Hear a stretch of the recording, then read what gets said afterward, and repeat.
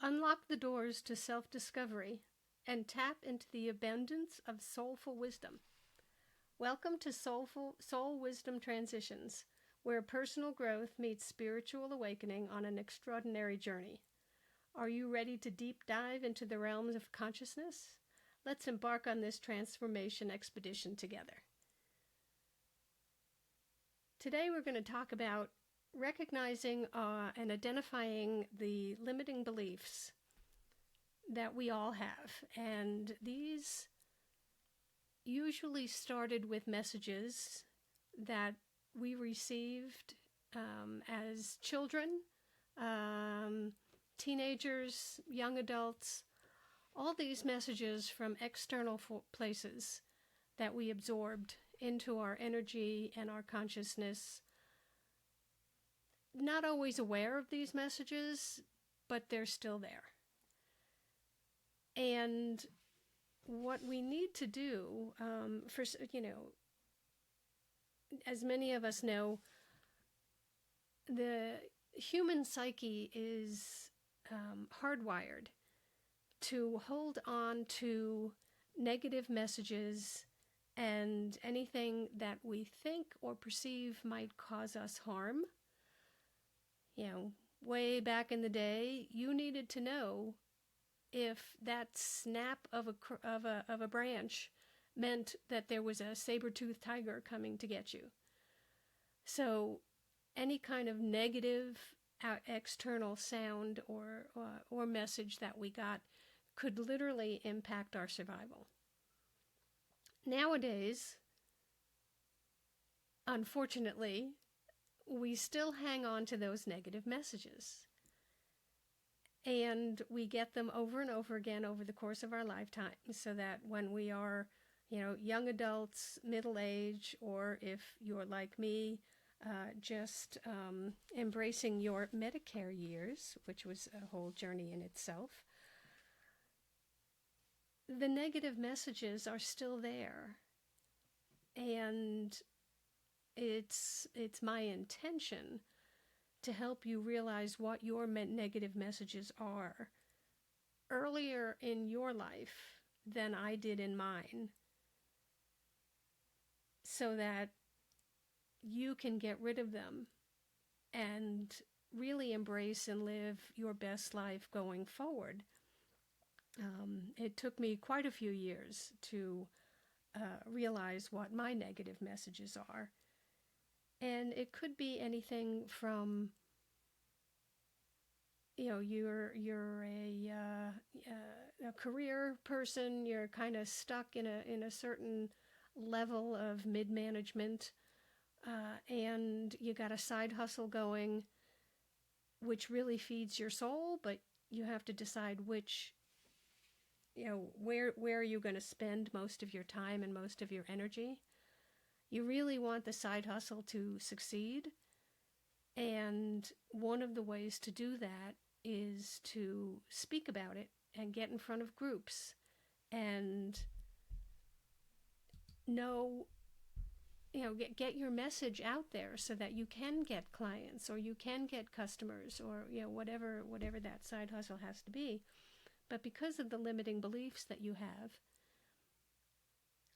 you say to yourself, oh, there's no way I can talk in front of a crowd. There's no way I can get up in front of an audience. I mean, even as something as a 20-person networking meeting, you kind of choke on your 30 seconds. First, you have to give yourself credit that you actually went to the meeting, like I did, and just realize that all of the women in this networking meeting are there for the same reason you are.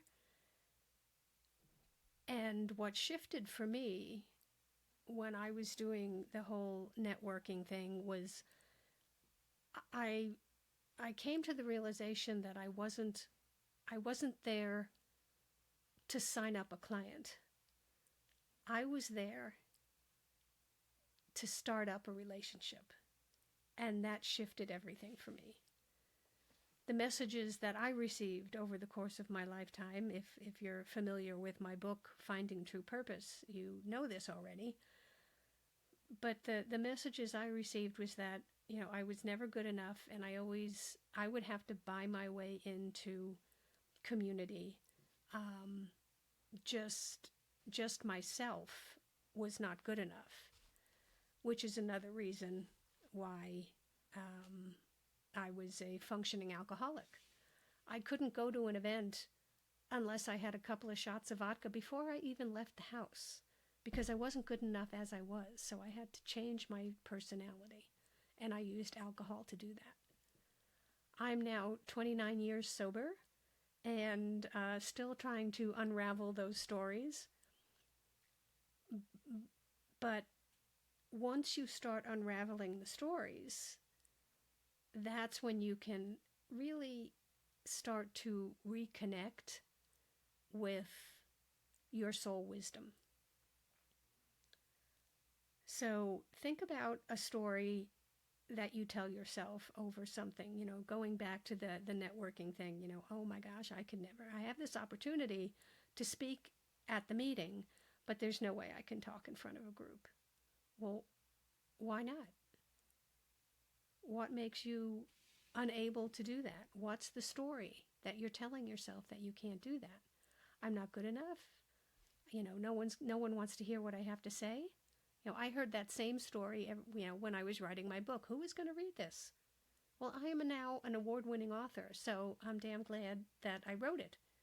And you can too. Just look at the stories and realize that they're not serving you. They're not protecting you. There is no saber-toothed tiger that's going to take a chomp out of you. What is it that you can get by? And when you realize what the story is, one of the things that I do with my clients is, and I'll ask you this now, when is the first time you heard that story? How old were you? What was going on? What was the perception?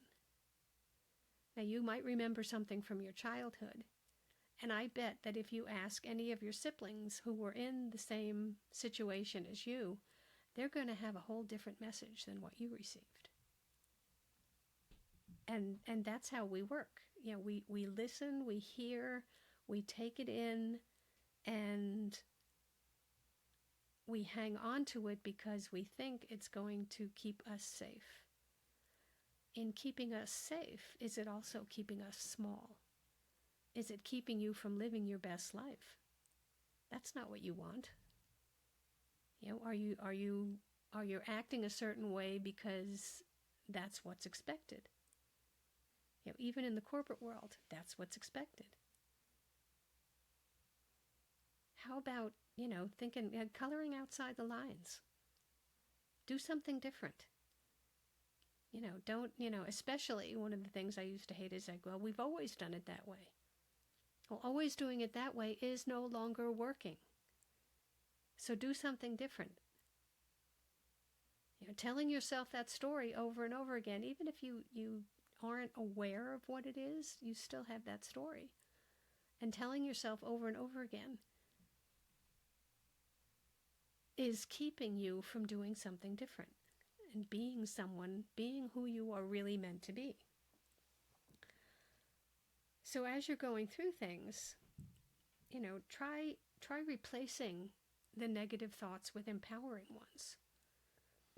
Oh, I can't get up in front of the meeting. I can't. I can't. Why not? How about I can? At the moment, I choose not to. That's okay. But you've shifted. Instead of an automatic I can't, you've just shifted it into an I can. Not today. That's okay. You've taken the first step. And that's what you need to do. You need to take baby steps. So what is the story? I can't speak in front of a group. What's the shift in the story? I can speak in front of the group. Not today. So how about getting on the calendar for next month and then practicing?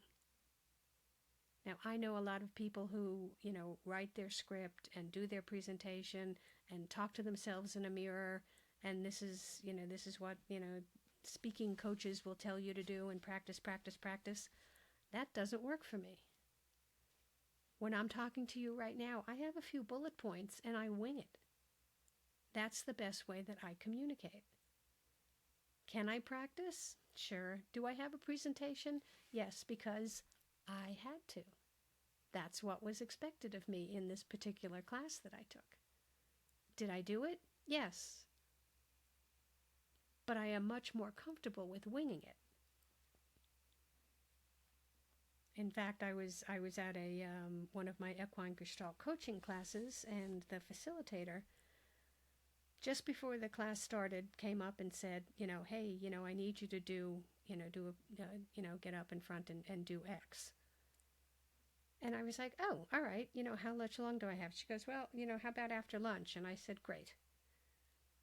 And somebody came up to me and she said, how are you going to do this? You didn't prepare. You didn't. And I said, I know. I wing it. So she asked the facilitator and she said, well, why didn't you give her any time? And she said, because I know Terry and I knew I didn't have to. Now, if I had asked Ginny, then she would have needed time to prepare. But that's not how Terry operates, which is, good for her for knowing how I operate. And like I said, I have bullet points. I can, I go off script all the time. Sometimes it works out, sometimes it doesn't. And when it doesn't, I can always say, hey, I have a traumatic brain injury, and every once in a while there's a glitch in the matrix. What's your excuse? So, luckily, at the moment, there's no glitch. Of course, I shouldn't have said that because there will be. So, getting back to, you replace the negative thoughts with the empowering ones. I can't speak in front of the group. I can speak in front of the group. I choose not to right now. I'm going to put it down on the calendar for next month and strive to make that. And if you need to write everything out and practice and stand in front of the mirror and know it memorized word for word, then do that. That's great. That's fine. That's what works for you. So just give it some thought, and how can you shift that? And also, what you can do is what I like to do in networking groups is surround myself with people who are doing a little bit or a lot of bit better than I am, because that encourages me to strive and push myself and do better and say to myself, well, gosh, if they can, so can I. Now, as I said, the story that I told you is, I wasn't good enough and nobody would like me just for me. In fact, one of the early in my career, I had just gotten promoted to be executive assistant to the CEO of a company, and he, just in passing, we were going over something for the day's schedule, and he said, oh, and by the way, he said, everyone in the office is going to want to be your friend, but only because you work for me. Now, because of the messages I received growing up, that was like, duh, of course. Nobody's going to want to be my friend just because of me. It's because of who I worked for. And it didn't dawn on me to think of it any differently. So when I finally got rid of all of those messages, if something happens now, like for instance, I send out an email or a text message and I reach out to one of my networking friends and I don't get a response, I don't take that personally. I shift the perspective and say, well, that's really too bad because I'm really fabulous and they are missing out. Life gets in the way. I know it's not, they didn't do it to smite me, or to, they just, they've got kids, they've got, parents to take care of, they've got other things going on. It really had nothing to do with me, the fact that they didn't respond. So I don't take it personally. It's like, all right, whatever. I'm fine with that. So if you surround yourself with people who are doing just a little bit better than you are, that's something to strive for. And the next meeting you go to, and whoever is the speaker, after the meeting, go up and say, gosh, I really enjoyed your talk. How did you prepare? Learn. Find out what that is. If it's really something that you want to do and make your side hustle, as I said earlier, make your side hustle your primary, then you've got to keep pushing yourself to be in that world and to do what you can. Surround yourself with people who are doing better. And I'm not talking about all of the wonderful and not so wonderful coaches out there selling the, oh my God, you can make 6 figures in 6 months. Let's be realistic. It takes a lot longer than that. And I can't tell you how many classes and how many certifications and workshops I've taken specifically on that. And what I realized was that it was the story I was telling myself, that I didn't want to work that hard. I'm 65. I don't need to work that hard. So what I'm doing now is reaching out, establishing relationships, and how can I help you? If you become a client, great. If not, great. How else can I help you? How can I support you? Which is why I started this podcast in the first place, was like so I could reach more people and help you, help support you on your own journeys and figure out what's going on. So, replace the negative thoughts, surround yourself with positive people and people who are doing just, a little bit better than you or a lot better than you. Depends on, how quickly you want to, or how comfortable you are with pushing yourself. And then also you set realistic goals and take action. So setting realistic goals, one goal could be just becoming more aware of the next time you are triggered or you have a reaction to something. You don't have to get to the root cause of the reaction. Just say, okay, wow, that was interesting. What happened? I could feel myself getting anxious, and I started feeling like I was overheating, and I started sweating, and then I started getting angry. So there's your triggers, your reactions. This is what's going on. What happened? Well, somebody said this to me, and I had this initial reaction. Okay, now you know what the reaction is. You know what the trigger feels like. So the next time it happens, once you feel the anxiety coming up, you can feel yourself getting a little hot and a little sweaty. You can take a step back, take a deep breath, and say, okay, I'm reacting. What's going on? What's the story I'm telling myself about that? And once you get that and you can stop the reaction before it's a full-blown panic attack or whatever else, that's when you can start looking at what is the story I'm telling myself about that. And how can I change that? How can I take steps to change that? So, cut yourself some slack. You don't want to get up in front of the meeting, that's fine. But don't say can't. Just say choose not to at the moment. And that's a total shift. And it could take a week, could take a month, who knows. But, I could do that. I just choose not to right now. So what about next month? Put yourself down for next month. And with networking groups, they're booked up pretty quickly. So, it might be 3 months. That's okay. It gives you something to strive for. So give yourself credit for changing that and shifting that and, making the difference. And after you start unraveling the stories, excuse me, After you start becoming aware of what the stories are, we're not unraveling them yet, but aware of what the stories are, you can seek professional help if you need to. If your limiting beliefs are persisting or are deeply ingrained, which a lot of my clients are, consider seeking guidance from a therapist or a coach who specializes in mindset and belief work. They can provide tools and strategies tailored to your specific needs.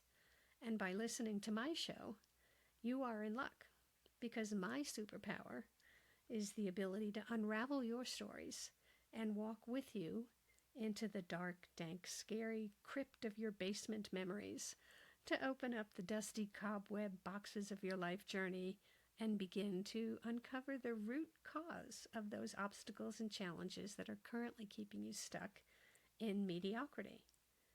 You can reach out to me and start working on untying the giant ball of knots so you can move forward lighter and with confidence, and that you are on your path of true purpose. And doesn't that sound fabulous? Your path of true purpose?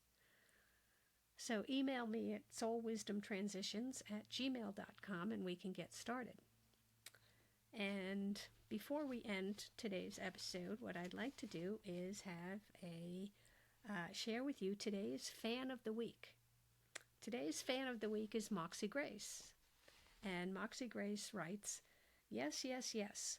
Drop the emotion, memory, and attachment we have to our stories in order to live a life of much more personal satisfaction, delight, and joy. This podcast is a gift, and certainly one worth giving your time and hearing to.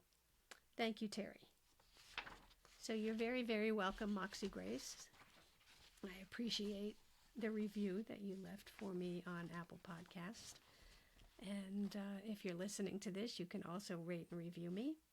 And remember, as you navigate through the twists and turns of life transitions, trust in the wisdom of your soul.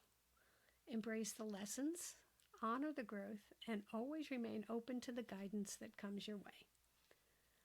Until we reconvene for our next soul-stirring conversation, may you continue to blossom into the highest version of yourself, embrace the beauty of your journey, and always be guided by the whispers of your soul. Stay tuned for more soulful wisdom on Soul Wisdom Transitions. Until next time, take care, stay curious, and keep flowing with the rhythms of your soul. Thank you.